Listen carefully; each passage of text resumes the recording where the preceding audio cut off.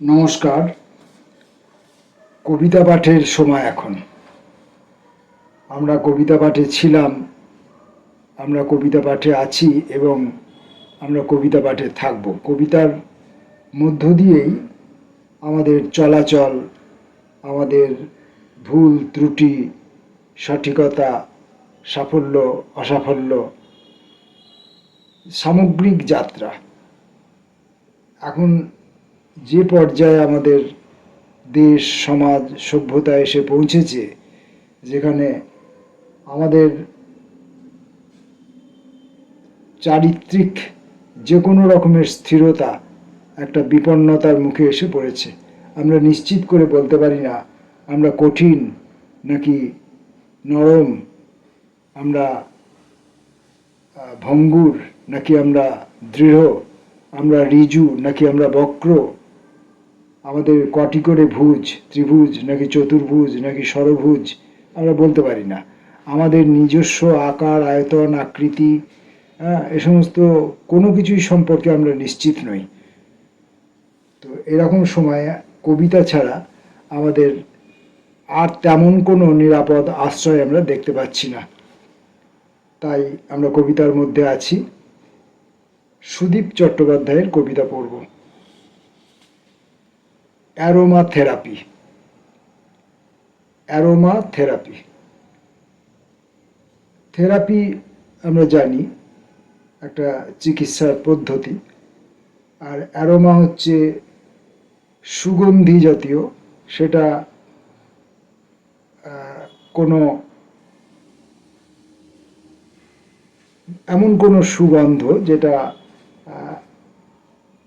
ঘ্রাণের মাধ্যমে নেওয়া যায়, অথবা সুগন্ধি কোনো তেল যেটা ত্বকের মাধ্যমে নেওয়া যায়। এরকমভাবে ঘ্রাণ এবং ত্বকের মাধ্যমে সুগন্ধি কোনো পদার্থের দ্বারা যে চিকিৎসা করা হয় সেটাকে অ্যারোমা থেরাপি বলা হয়। আমি এইটুকুই জানি, এর বেশি আমি কিছু জানি না।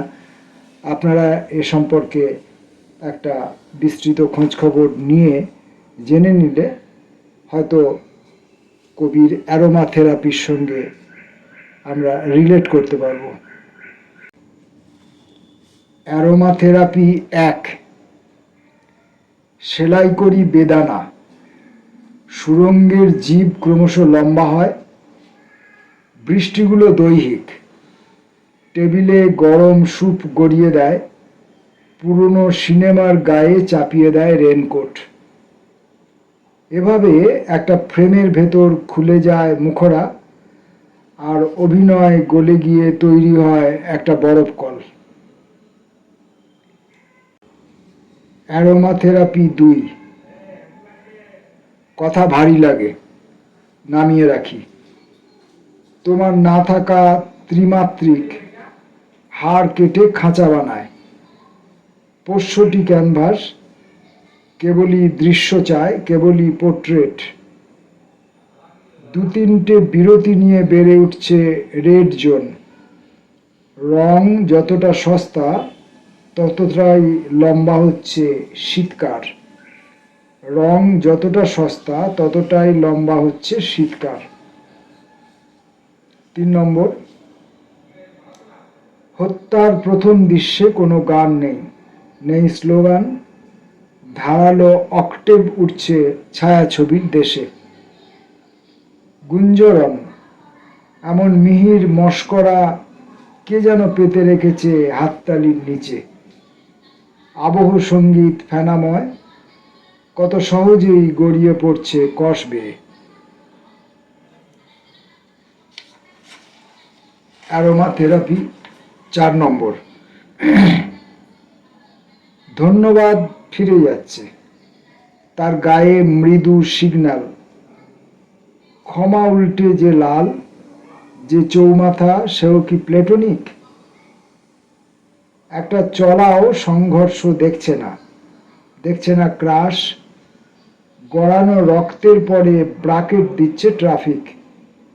ধন্যবাদ ক্রমাগত হারিয়ে ফেলছে মাইলস্টোন। আমরা সুদীপ চট্টোপাধ্যায়ের অ্যারোমা থেরাপি নামক 4টি কবিতা পড়লাম। আমাদের আপাত কবিতা পাঠের এই সময়টুকু এখানেই ইতি। ফিরে আসবো পরবর্তী ভিডিওয়ে অন্য কোনো কবির কবিতা নিয়ে। নমস্কার।